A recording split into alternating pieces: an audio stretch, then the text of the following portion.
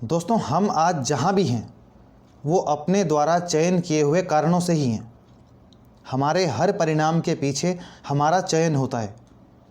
यदि हमने पास्ट में अच्छे विकल्पों का चुनाव किया होगा तो हमें बेहतर रिजल्ट मिलते हैं, लेकिन यदि हमने कोई बुरा विकल्प चुना है तो हमें नेगेटिव रिजल्ट्स मिलते हैं। दोस्तों, हमारी आदत, हमारा व्यवहार, हमारा चयन मिलकर ही हमारे भविष्य के लिए जिम्मेदार हैं। यही कंपाउंड होकर हमारे परिणामों के लिए जिम्मेदार होते हैं।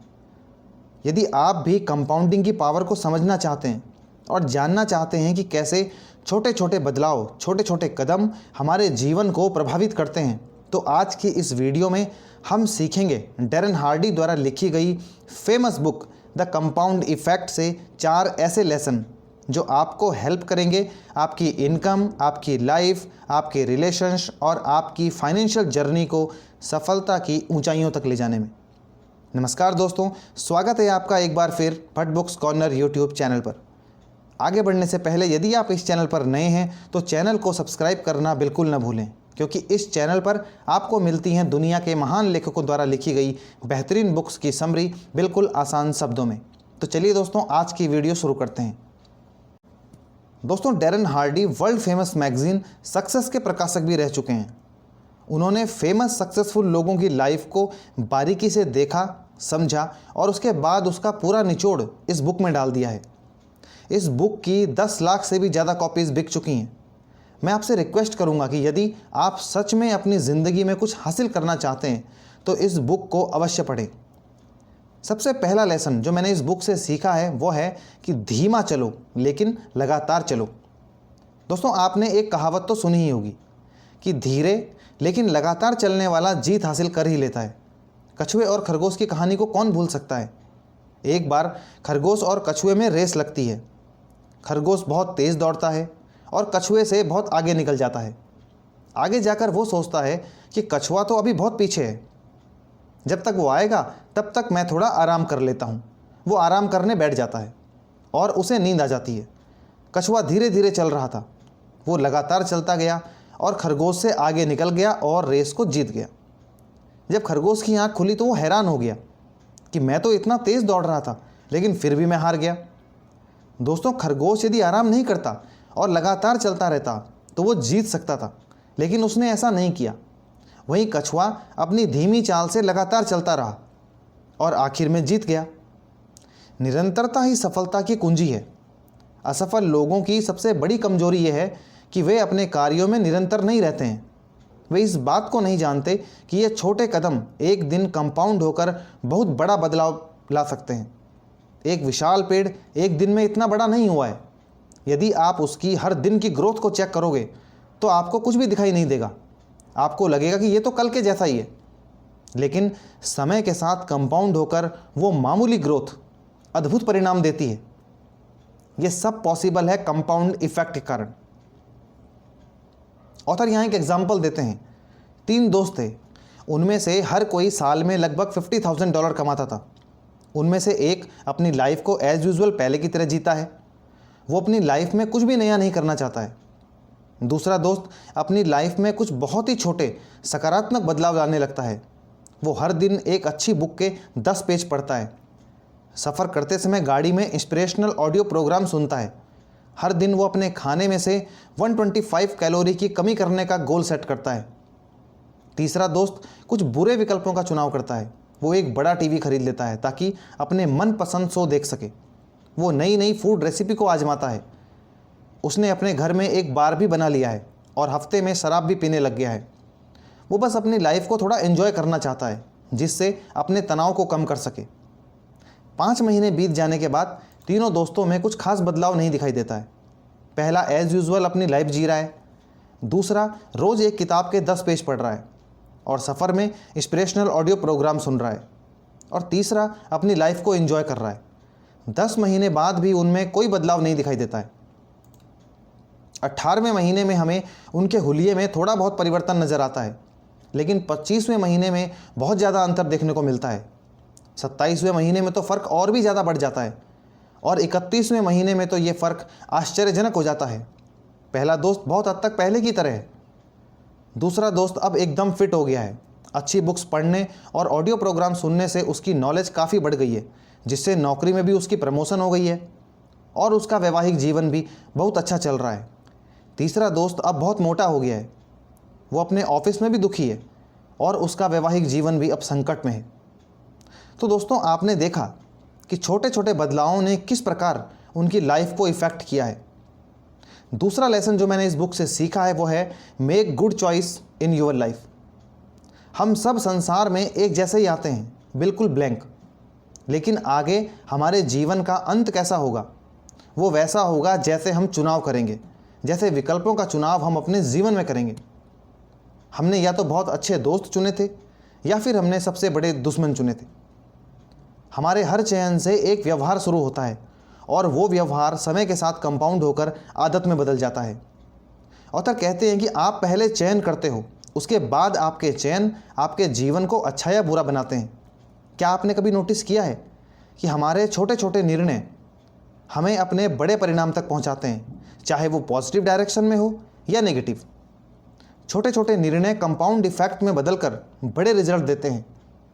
लोग रिश्तों को तोड़ देते हैं लेकिन कभी भी अपनी गलती को स्वीकार नहीं करते हैं। यदि आप किसी से पूछोगे कि किसी रिश्ते को निभाने में आपकी रिस्पॉन्सिबिलिटी कितनी है, तो हर कोई करेगा कि दोनों की 50-50 रिस्पॉन्सिबिलिटी है, जबकि हकीकत यह है कि आपकी जिम्मेदारी 100% होती है। आपको अपना 100% देना होता है रिश्ते को निभाने के लिए, बिना किसी उम्मीद के। तभी कोई रिश्ता सफल हो पाता है। ये नियम हर चीज़ में लागू होता है। अपने जीवन की जिम्मेदारी लीजिए। बहुत से लोग कहते हैं कि हमारी किस्मत अच्छी नहीं है, लेकिन सच ये नहीं है। आपकी वर्तमान हालत आपके ही चयन का नतीजा है। ऑथर भाग्यशाली होने का एक फॉर्मूला बताते हैं।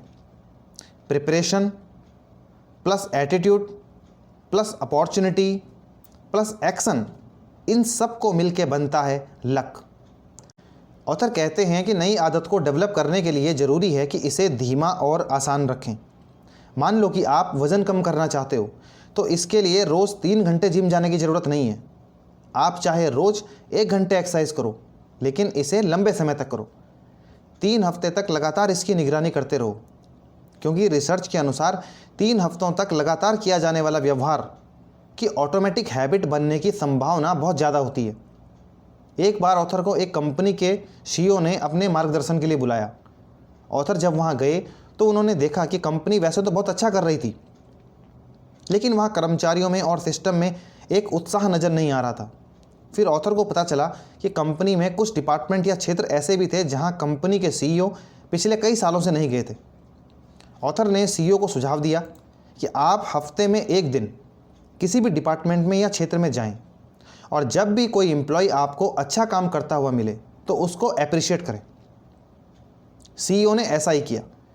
जब एम्प्लॉयज़ को सीईओ से अप्रिशिएशन मिला तो उनके अंदर दोगुना उत्साह आ गया। अब उन्हें अपना काम करने में गर्व होने लगा। देखते ही देखते 18 महीनों के अंदर कंपनी का पूरा माहौल ही बदल गया और कंपनी ने अपने प्रॉफिट में ऊंची छलांग लगाई। सिर्फ छोटे से कदम से शुरू हुआ ये काम कितना ज़्यादा आउटपुट लेकर आया, ये देखने वाली बात थी।